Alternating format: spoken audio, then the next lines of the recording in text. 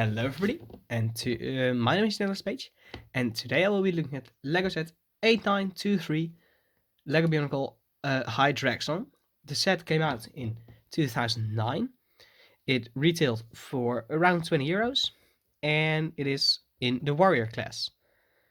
I got mine, well, in a collection with other things. I salvaged the parts because I knew he was in there because of the mask, and especially this blade. And so I don't know the exact price of which I got him, but pretty cheap.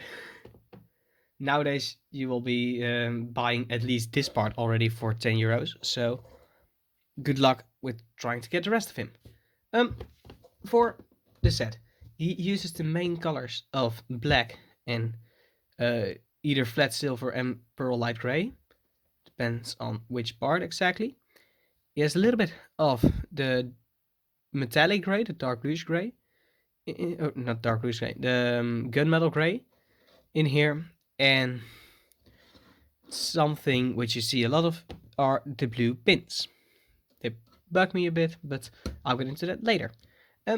For his articulation, you of course have his head, which can swivel around on a ball joint, and you have shoulder joints, elbows, you have a wrist joint, and all individual fingers, 4 of them to be exact, which gives some great possibility. Same goes for the other hand. You also have the upper leg, the hip joints, a knee joint, and a double pointed ankle. So he has a bit more stability. Also, you can twist the spikes on his back around. So that's it for his posability, which makes him pretty average with fingers, so putting him above average. He is pretty big, not the biggest guy I own, but he is pretty big, definitely one of the bigger ones. In parts usage, I do like having these pieces. They are pretty cool. Having the Inika feet pieces as shoulder armor is a pretty creative decision. Also, the Paraka feet as a torso blade or torso chest armor is also pretty great. And yeah, due to parts usage, this piece still looks great, although it wasn't necessary, and I don't think it should be this expensive, but still it is in here. You also get a play function in this time. These shooters, I don't know the exact name. It can also swivel around, but I don't consider it a play feature. And you can pump at the back of it, and then eventually they will shoot the little red dots around. You can see some aren't working, but you'll get more of those when they're not working. And if you lose some, he has 3 spares located on his feet. For the rest, well, you can get some great poses, and I'll just spin him around first of all to get a better look of all the parts he's using.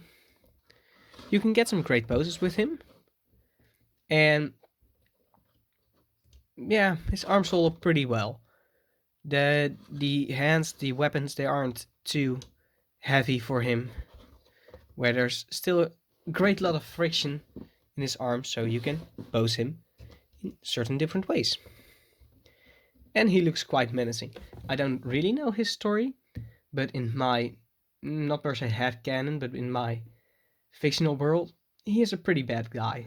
So let's go into some complaints. I've already said that I don't like the blue pins showing through, and I also don't like the abundance of open axles. Right here are open axles, same on the other side. You also have some blue pins are open. I especially don't get why these were used here, but that's a whole different complaint, because, well, maybe they are like to stop the knees from double jointing, but already happening right here. So I don't quite know why they are there, but they kind of bug me. The red pins, you could say that they are to be the red pin actually, that they are in the color scheme because of the red darts and this whole thing. So they get a pass, but the rest doesn't. But still, I do believe this is a pretty great set, a pretty cool character to have. And if you are one of the apparently lucky ones to have this set, then good for you, because it is a pretty cool set. Would I, if I had a choice between this set and a Toa? No, it's like a bigger, more beefy Toa. He isn't really that unique of a build. Like, he has the cool shoulder joints as a design function, but I wouldn't put him over like, I believe Toa Fantoka or Mystica were in this era. Maybe even, no, not the ones before that. I don't know how they are called, but he's like a bigger version of like Jaller and all the others. Not per se as unique as some of the other Titan or Warrior class figures, but he's still a pretty great one to have. That's my opinion on it. I hope you enjoyed it. If you did, make sure to leave a like and subscribe if you're new. And I'll keep up with more sets. I'll do another Bionicle review of probably Taraga Duma and Nirvak next week. And yeah, that's it for this video. I will, well, have a nice day. I will see you in the next video. Goodbye.